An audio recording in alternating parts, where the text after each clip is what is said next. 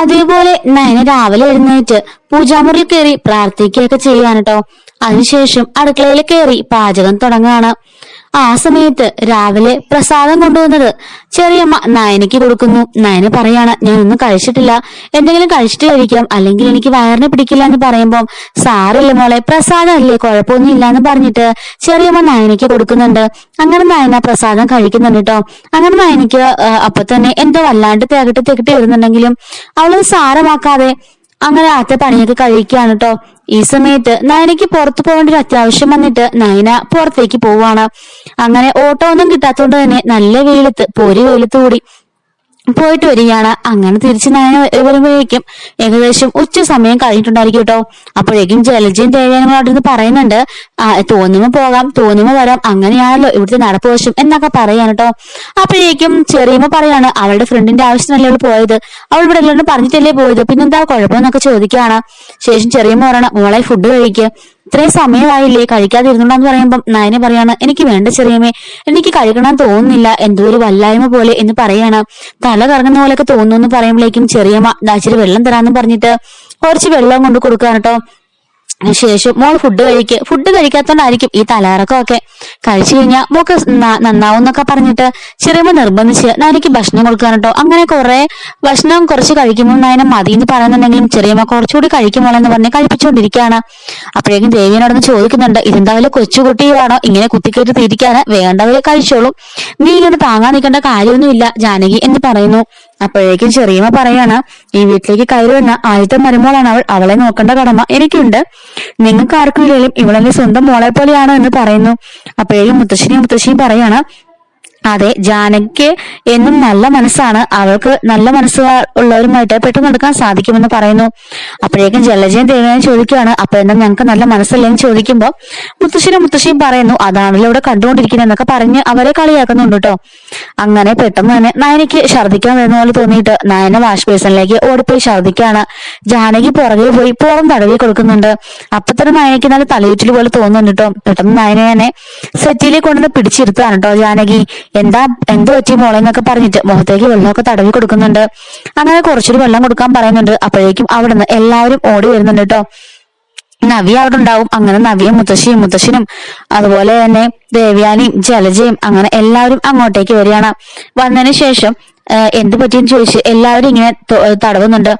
ഈ സമയത്ത് നമുക്ക് ഹോസ്പിറ്റലിലേക്ക് കൊണ്ടുപോകാന്ന് പറയുമ്പോ ജാനകി പറയാണ്, ആദ്യം നമുക്ക് ഡോക്ടറെ ഇങ്ങോട്ട് വിളിക്കാന്ന് പറയുമ്പോ നയന, വേണ്ട, എനിക്കൊരു പ്രശ്നവും ഇല്ല, രാവിലെ പ്രസാദം കഴിച്ചപ്പോ തന്നെ എനിക്കിത് തികട്ടി വരുന്നത് പോലെ തോന്നി, ഇപ്പം നല്ല വെയിലത്ത് പോയിട്ട് വന്നതല്ലേ, ഭക്ഷണം എനിക്ക് കഴിക്കണം തോന്നിയിരുന്നില്ല, അതുകൊണ്ടാണ് പെട്ടെന്ന് അങ്ങനെ ഉണ്ടായെന്ന് പറയുമ്പം മുത്തശ്ശൻ പറയാണ്, അത് പറഞ്ഞാലൊന്നും പറ്റില്ല എന്ന് പറഞ്ഞിട്ട് ഡോക്ടറെ ഫോൺ ചെയ്യാണ്. പക്ഷെ റിങ് പോകുന്നുണ്ടെങ്കിലും ഡോക്ടർ അത് എടുക്കുന്നില്ല. കുറെ 2-3 പ്രാവശ്യം വിളിക്കുന്നുണ്ടെങ്കിലും എടുക്കുന്നില്ലാത്തതുകൊണ്ട് തന്നെ മുത്തശ്ശൻ പറയാണ്, ഇനി വെയിറ്റ് ചെയ്തിരിക്കണ്ട, നമുക്ക് ഹോസ്പിറ്റലിലേക്ക് കൊണ്ടുപോകാന്നും പറഞ്ഞിട്ട് വണ്ടി എടുക്കാണ് കേട്ടോ.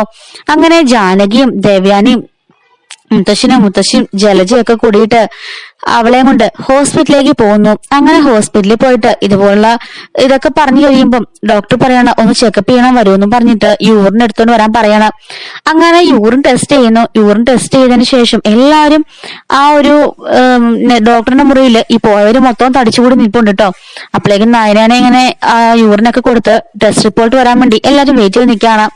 അവളേക്കും നയന ഡോക്ടർ പറയുന്നുണ്ട്, ഡോക്ടർ എനിക്ക് രാവിലെ പ്രസാദം കഴിച്ചപ്പോ തൊട്ട് വല്ലാണ്ട് വന്നിരുന്നു, എനിക്കപ്പൊ കഴിക്കാൻ തോന്നില്ല, വെറും വീട്ടിലായതുകൊണ്ട് എനിക്കത് ഇഷ്ടപ്പെട്ടിരുന്നില്ല, അത് മാത്രമല്ല ഞാനിപ്പോ വെയിലത്തൂടെ കുറച്ചു നേരം നടന്നിട്ടാണ് വന്നത്, പെട്ടെന്ന് വന്ന് കുറച്ച് വെള്ളവും കുടിച്ചു, അതുപോലെ തന്നെ ഭക്ഷണവും കഴിച്ചപ്പം എനിക്ക് എന്തോ പോലെ തോന്നിയെന്ന് പറയാണ്. അപ്പോഴേക്കും ഡോക്ടർ പറയുന്നു, സാരമില്ല, നമ്മളെ യൂറിൻ ടെസ്റ്റ് ചെയ്യാൻ കൊടുത്തിട്ടുണ്ടല്ലോ, ഇപ്പൊ അതിന്റെ റിസൾട്ട് വരുമ്പോ തന്നെ കാര്യങ്ങൾ മനസ്സിലാവും എന്ന് പറയാണ്. അങ്ങനെ റിസൾട്ടും കൊണ്ട് അവിടെ ഒരു നേഴ്സ് വരുന്നിട്ട് ഡോക്ടറുടെ കയ്യിൽ കൊടുക്കുന്നു. അപ്പോഴേക്കും ആ ഡോക്ടർ പറയാണ്, മൂർത്തി സാറിനൊരു സന്തോഷ വാർത്തയുണ്ട്, അനന്തപുരിയിലെ ഒരു കുഞ്ഞിക്കണ്ണൻ ഓടി നടക്കാൻ പോവാണെന്ന് പറയുമ്പോഴേക്കും മുത്തശ്ശി എന്റെ ഭഗവാനെ എന്ന് വിളിച്ച് ഭയങ്കര സന്തോഷിക്കുന്നു. മൂർത്തി പറയാണ്, ഇത് ആഘോഷമാക്കണം, ഇത് അനന്തപുരിയുടെ ആഘോഷമാണെന്ന് പറയുമ്പോഴേക്കും നയന പറയാണ്, അയ്യോ ഡോക്ടറെ, അതിനൊന്നും ഒരു സാധ്യതയില്ല, ചെറിയമ്മേ ഇത് എന്തോ തെറ്റുപറ്റിയിട്ടുണ്ട്. അപ്പോഴേക്കും ഡോക്ടർ നോക്കിയിട്ട് പറയാണ്, അല്ല, യൂറിൻ ടെസ്റ്റ് ചെയ്തപ്പോ പ്രഗ്നൻസി പോസിറ്റീവ് ആണ് വന്നിരിക്കുന്നത് പറയുമ്പോഴേക്കും ജലജയും ദേവയാനിയും ആകെപ്പാടെ അടികൊണ്ട അവസ്ഥയിൽ നിൽക്കാണ് കേട്ടോ. അപ്പോഴേക്കും ജലജ ദേവയാനോട് ചോദിക്കുന്നുണ്ട്, അല്ല ദേവയാനി, നീയല്ലേ പറഞ്ഞത് നിന്റെ മോന്റെ ശരീരത്തിലുടന്ന് നിന്റെ രക്തം തന്നെയാണ്, അതുകൊണ്ട് തന്നെ അവള് നയനെ സ്വീകരിക്കില്ല, നയനെ ഇഷ്ടപ്പെടില്ല എന്നൊക്കെ. എന്നിട്ടിപ്പോ എന്താ സംഭവിച്ചേ? അപ്പോഴേക്കും ദേവൻ എന്നെ കലിപ്പിച്ച് നിൽക്കാണ് കേട്ടോ. എന്നിട്ട് ജലജ പറയാണ്, അന്ന് ആദ്യ രാത്രി തന്നെ അവൻ രാത്രി അവളുടെ മുറിയിൽ പോയതാ. പിന്നിപ്പോ സ്ഥിരം ഒരുമിച്ചല്ലേ കിടക്കുന്നത്, പിന്നെ ഇതൊക്കെ പറഞ്ഞിട്ട് കാര്യമുണ്ടോ? എന്തായാലും അവരും മനുഷ്യരല്ലേ എന്നൊക്കെ പറഞ്ഞ ജലജ ദേവനെ നന്നായിട്ട് കളിയാക്കുന്നുണ്ട്. നിനക്കൊന്നും മിണ്ടാതിരിക്കാമോ ഒന്നും ചോദിച്ചിട്ട് ആ മുറിയിൽ നിന്നും ദേവയാനി കലിപ്പിച്ച് അങ്ങോട്ട് ഇറങ്ങി പോവാണ്. അപ്പോഴേക്കും ജാനകിയാണല്ലേ, മോളെ എഴുന്നേറ്റ് വാ എന്നും പറഞ്ഞിട്ട് നയനനെ ഇങ്ങനെ പിടിച്ചെഴുന്നേൽപ്പിക്കുന്നു. അപ്പോഴേക്കും ഡോക്ടർ മൂർത്തിയോട് പറയുന്നുണ്ട്, സോറി സാർ, എനിക്ക് എടുക്കാൻ പറ്റിയില്ല ഫോണ്, ഞാൻ ഒരു അർജന്റ് മീറ്റിംഗിലായിരുന്നു എന്ന് പറയുമ്പോൾ മൂർത്തി പറയാണ്, സാരമില്ല, അതുകൊണ്ട് ഇത്രയും അറിയാൻ പറ്റിയല്ലോ, ഞങ്ങൾക്ക് സന്തോഷമായി ഡോക്ടറെ എന്നും പറഞ്ഞിട്ട് അവിടുന്ന് തിരിച്ചു പോവാണ് കേട്ടോ. അങ്ങനെ വണ്ടിയിൽ കയറുന്ന സമയത്തെല്ലാം നയനെ പറയുന്നുണ്ട്, ചെറിയമ്മേ സത്യമായിട്ടും ഇത് സത്യമല്ല, ഇങ്ങനൊരു സംഭവം പോലും ഇല്ലാന്ന് പറയുന്നുണ്ടെങ്കിലും മുത്തശ്ശനും ഒക്കെ പറയാണ്, എന്റെ മോക്ക് 2-3 ദിവസമായിട്ട് നല്ല ക്ഷീണമുണ്ട്, രാവിലെ പ്രസാദം കഴിച്ചപ്പോ നിനക്ക് തികട്ടി വന്നെന്ന് പറഞ്ഞപ്പോ തന്നെ ഞങ്ങൾക്ക് തോന്നിയതാ എന്തോ കാരണമുണ്ടെന്ന്.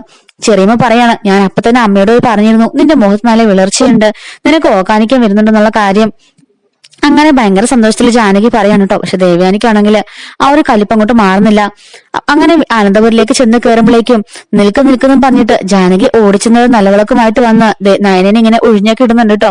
അങ്ങനെ നിലവിളക്കം കയ്യിൽ കൊടുത്തിട്ട് ഇനി കയറി വാ മോളെ എന്ന് പറയുമ്പോഴേക്കും നയന പറയുന്നുണ്ട്, സത്യമായിട്ടും ചെറിയമ്മ അങ്ങനെ ഒന്നും ഇല്ല, നിങ്ങളൊക്കെ ഇത്ര സന്തോഷിച്ചിട്ട് അവസാന ദുഃഖത്തിലേക്ക് വരുമെന്ന് പറയുമ്പോ ഡോക്ടർ തന്നെ പറഞ്ഞില്ലേ, പിന്നെ എന്ത് ദുഃഖത്തിലേക്ക് വരാനെന്ന് ചോദിച്ചിട്ട് ചെറിയമ്മ അവളെയും കൊണ്ട് അകത്തേക്ക് കയറുകയാണ്.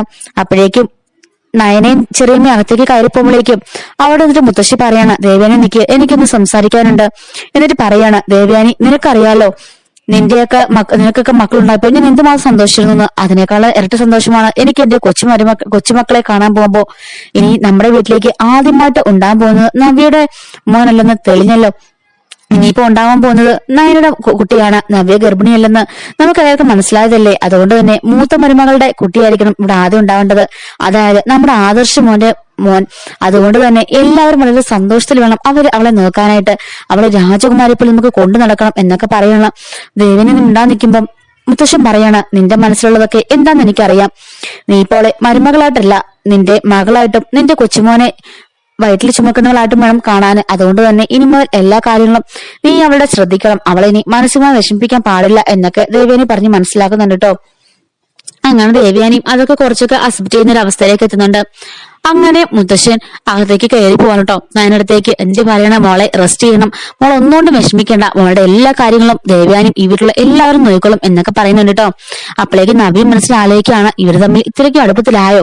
ആണെന്ന് തോന്നുന്നില്ലല്ലോ, ചെറിയ റൊമാൻസ് ഒക്കെ ഞാൻ കണ്ടിരുന്നു, എങ്കിൽ പോലും ഇത്രയ്ക്ക് അങ്ങോട്ട് എത്തിയോ എന്നൊക്കെ ഇങ്ങനെ നവ്യ മനസ്സിൽ കരുതുകയാണ്. ആദ്യം പ്രസവിക്കേണ്ടത് ഞാനായിരുന്നു, അങ്ങനെയെങ്കിൽ ഈ വീട്ടിലുള്ള ഈ സ്നേഹം മൊത്തം എനിക്ക് കിട്ടേണ്ടതാ, ഇപ്പൊ ഇത് ഇവൾക്കായല്ലോ എന്ന് നവ്യ ഇങ്ങനെ മനസ്സിൽ കരുതുന്നുണ്ട്.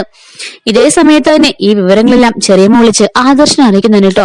ആദർശാണെങ്കിൽ ആകെപ്പാടെ ഞെട്ടി വിറച്ച് നിൽക്കുകയാണ്. ഈശ്വര, അതിന് ഞങ്ങളുടെ അങ്ങനെ നടന്നിട്ടില്ലല്ലോ, പിന്നെന്താ സംഭവിച്ചേ? ഇനി അന്ന് പാല് കുടിച്ചപ്പോ എന്തെങ്കിലും സംഭവിച്ചതായിരിക്കോ? അങ്ങനെയാണെങ്കിൽ അത് കഴിഞ്ഞിട്ടിപ്പോ 1-2 മാസമായല്ലോ എന്നൊക്കെ ഇങ്ങനെ ആദർശ് മനസ്സിൽ കരുതുകയാണ്.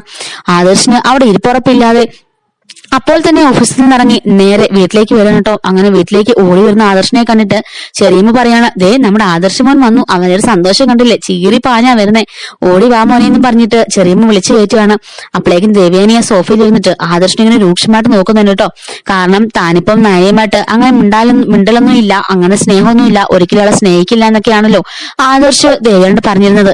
എന്നിട്ട് അവൻ ഇങ്ങനെ ഒപ്പിച്ചല്ലോ എന്ന് പറഞ്ഞിട്ട് ദേവയാനി അവനെ തന്നെ നോക്കി നിൽക്കാണ്. ആദർശനാണെങ്കിലും അവളുടെ മുഖത്ത് പോലും നോക്കാൻ കഴിയാതെ പെട്ടെന്ന് നയനടുത്തേക്ക് പോന്നു. നയനെ ഇപ്പൊ റൂമിൽ ഇങ്ങനെ റെസ്റ്റ് ചെയ്യാൻ കേട്ടോ.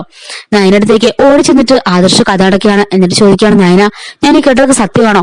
അപ്പോഴേക്കും നയനെ പറയാണ്, അല്ല ആദർശേട്ടാ, സംഭവിച്ചതൊക്കെ ഇങ്ങനെയാണ്, പക്ഷെങ്കിൽ എനിക്ക് അതിൽ യാതൊരു അറിവുമില്ല, ശരിക്കും പറഞ്ഞാല് എനിക്ക് അങ്ങനെ പ്രഗ്നൻസി ഒന്നും ഇല്ല എന്ന് പറയുമ്പോഴേക്കും ആദർശ് ചോദിക്കുകയാണ്, പിന്നെ റിസൾട്ടിൽ അങ്ങനെ വന്നേ, ചിലപ്പോൾ അത് മാറിപ്പോയതായിരിക്കും സാധ്യതയുണ്ടെന്ന് പറയുമ്പോൾ ആദർശ് പറയണം, അല്ല ഇത് സത്യമായിരുന്നെങ്കിലെന്ന് ആ ഓഫീസിൽ വെച്ച് കേട്ടപ്പോ സത്യമായിട്ട് ഞാൻ മനസ്സിലൊന്ന് ആഗ്രഹിച്ചു, ഇത് സത്യമായിരുന്നെങ്കിലോ എന്ന്, ഞാനൊരു അച്ഛനാകാൻ പോകുന്നതെന്ന് മനസ്സിലിങ്ങനെ എന്നെ ചെറിയമ്മ വിളിച്ച് പറഞ്ഞപ്പോ വല്ലാത്തൊരു സന്തോഷം എനിക്ക് തോന്നി. ആദർശേ, നീ അച്ഛനാകാൻ പോകുന്നു എന്നാ ചെറിയമ്മ പറഞ്ഞത്. അത് കേട്ടപ്പം എന്റെ മനസ്സിന് വല്ലാത്തൊരു കുളിര് പോലെ തോന്നി. അപ്പോഴേക്ക് നയനെ പറയണം, അതിന് നമ്മൾക്കിടയിൽ ഇതുവരെ അങ്ങനെ യാതൊരു സ്നേഹവും ബന്ധവും ഉണ്ടായിട്ടില്ലല്ലോ ആദർശേട്ടാ. അപ്പൊ ആദർശ് പറയണം, ആ അതെനിക്ക് മനസ്സിലായി, അതിപ്പോ പിന്നെ ഞാൻ ഇത് സംഭവിച്ചതെന്ന് ചോദിക്കണം, എനിക്കറിയില്ല എന്ന് പറയുമ്പോഴേക്കും ചെറിയമ്മ ഒരു ഫോണും കൊണ്ട് ഓടി വരികയാണ്. എന്നിട്ട് പറയാണ്, നയനമോളെ ഇപ്പൊ ഡോക്ടറാ വിളിച്ചത്, അവർക്കൊരു തെറ്റ് പറ്റിപ്പോയി, അവർക്ക് റിസൾട്ട് മാറിപ്പോയതാ, മോൾക്ക് നെഗറ്റീവ് ആണെന്നാ പറഞ്ഞു എന്ന് പറഞ്ഞിട്ട് ചെറിയമ്മ ഭയങ്കര വിഷമത്തോടുകൂടി തന്നെ ഇറങ്ങിപ്പോവാണ് കേട്ടോ. അപ്പോഴേക്കും അപ്പൊ നയനെ പറയണ, കണ്ടില്ലേ ആദർശേട്ടാ, ഞാൻ അവിടെ വെച്ച് തന്നെ ഒരു 100 പ്രാവശ്യം പറഞ്ഞതാ റിസൾട്ട് തെറ്റായിരിക്കുമെന്ന്, എന്നിട്ട് എല്ലാരും കേട്ടില്ല അതൊന്നും.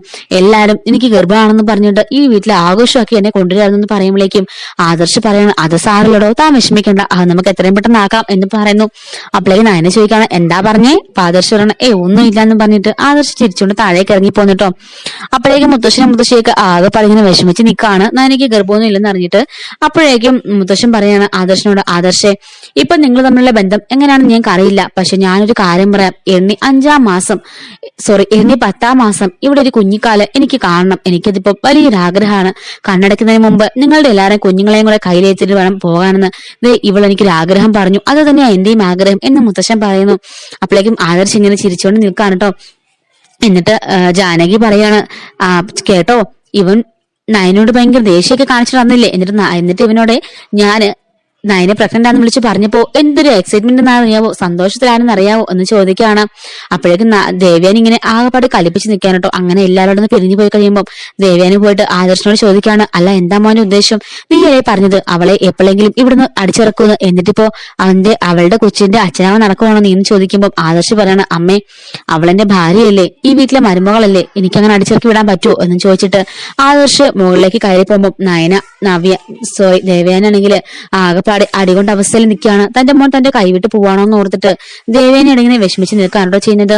ഇതുപോലുള്ള അപ്കമിംഗ് ആയിട്ടുള്ള രസകരമായിട്ടുള്ള എപ്പിസോഡ്സിനൊക്കെ നമ്മുടെ ചാനൽ എപ്പോഴും അവൈലബിൾ ആയിരിക്കും. മിസ് ആവാതിരിക്കാൻ ചാനൽ സബ്സ്ക്രൈബ് സപ്പോർട്ട് ചെയ്യണേ. Thanks for watching.